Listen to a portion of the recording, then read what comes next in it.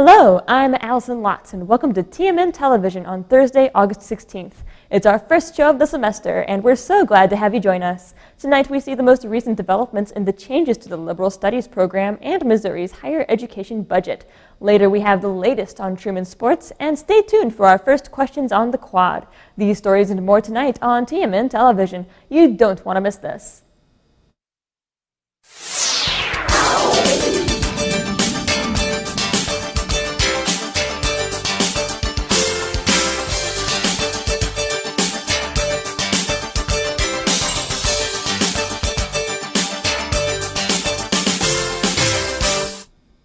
While Truman State University's changes to the Liberal Studies program will not go into effect until fall 2019, it has reformatted its freshman week activities in order to make the transferring process easier for current and new students. The dialogues were designed in order to replace the Liberal Studies program. Statistics professor Scott Albert says the program consists of two parts: disciplinary perspectives, which will replace the essential skills and modes of inquiry, and interconnecting perspectives, which will remain similar to the current form, with slight changes to health and wellness courses. Along with these changes to the LSP, Truman is also changing its freshman experience, so that instead of having a 1-credit-hour class for a week at the beginning of the semester, freshmen will have a 4-credit-hour course that will last the entire semester. 3 of the credits will come from a self and society seminar to help students gain skills in order to be a successful college student. The last credit will come from a weekly lecture series called the Truman Symposium. This fall, 200 students from Ryle Hall will be a part of the pilot test for the series.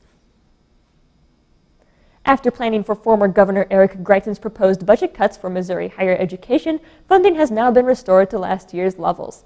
While in office, Greitens proposed a 7.7% cut to Truman's core state funding. After leaving office, however, Governor Mike Parson passed a measure restoring Truman's appropriation to 2018 fiscal year levels, about $39 million. Vice President for Administration, Finance, and Planning, Dave Rector, says even though the budget has been restored to last year's levels, the department cutbacks made last year will remain in effect. He says that faculty and staff, however, will have an across-the-board 3% raise after being given none last year. Businesswoman Cindy OLaughlin won the Republican primary for state Senate on August 7th. OLaughlin ran against 3 sitting state legislators for the nomination and won the election with 37% of the vote. OLaughlin will now face Democratic nominee Crystal Stevens in the November general election for the state Senate District 18 seat. OLaughlin's campaign manager Corbin Keller says her campaign had the resources, including finances, volunteers, and knowledge, to increase her name recognition among voters and spread her platform message. OLaughlin ran on workforce development, local control of public schools, and entitlement reform. In addition to the money raised and spent by candidates, there was a large amount of money spent by political action committees in this race. Keller says the OLaughlin campaign was able to identify the grassroots leaders in the Northeast Missouri region and elicit their support, which made for a larger, more successful campaign. Keller had this to say about OLaughlin's campaign. And then we were able to just have some good messaging on her campaign and what she's about, and to send that all out on radio, TV, and mailings. And I think it helped being the only outsider in the race, running against 3 state reps, 3 other guys. Some people they kind of split the vote a little bit, and she managed to get the class of people who wanted to see some change.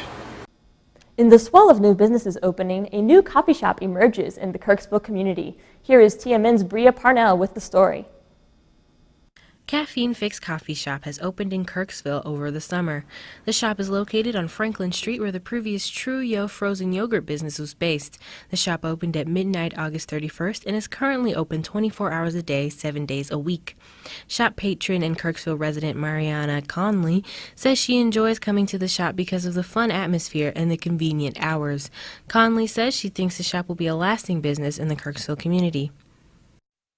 People are very friendly. It always seems like they're open to suggestions, because I asked them if they knew how to make the coffee that I like, and they said, well, we can try to make it. So I really like that they're very open to the customer's needs.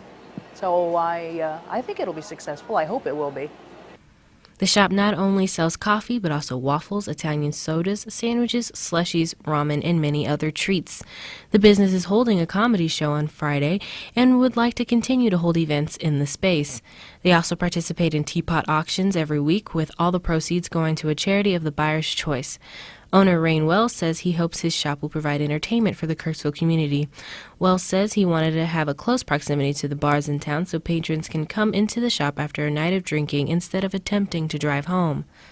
I'm hoping that, you get done drinking at the bar, you don't want to drive around, get a DUI, or wreck your car. You come over here, have a open-faced panini sandwich and a soup, or a ramen and whatever else, a pastry and a cup of coffee, and then drive home safe, Or just walk home after you get your stomach full, who knows. The shop offers a 10% discount to law enforcement as well as the International Student Board. Caffeine Fix says they are very excited for students to arrive as they are currently looking for new employees. For the Truman Media Network, I'm Bria Parnell. After the break, stay tuned for the Truman Sports Update. But before all that, let's look at this week's forecast.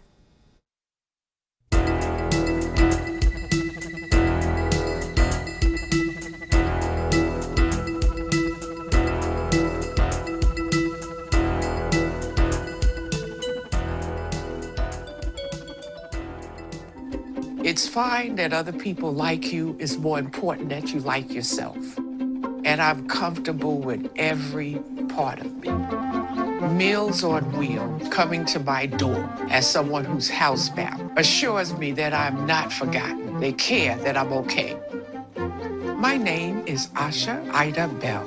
America, let's do lunch. Drop off a hot meal and say hello. Volunteer by donating your lunch break at americaletsdolunch.org. Truman State University's swimming teams are coming together a little earlier than usual this school year to support an old friend after a tragic accident. Derek Milkey graduated from Truman in May 2018 after serving as a swim captain.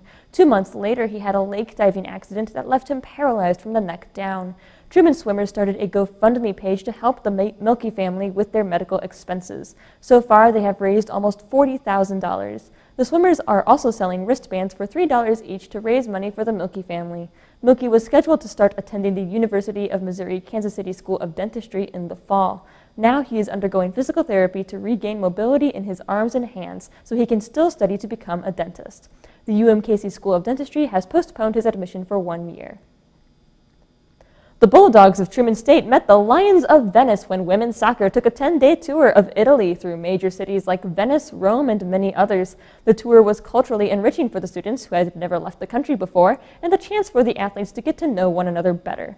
While in Italy, Truman played against 4 teams and won every game, a pattern the team is hoping to keep heading into its first game on Friday against Lindenwood.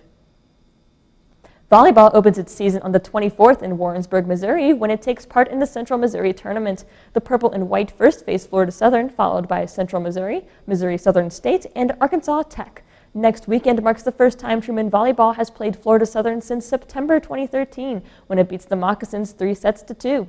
The Bulldogs play in Salt Lake City, Utah the following week before they have their first game at home on September 11th against William Jewell.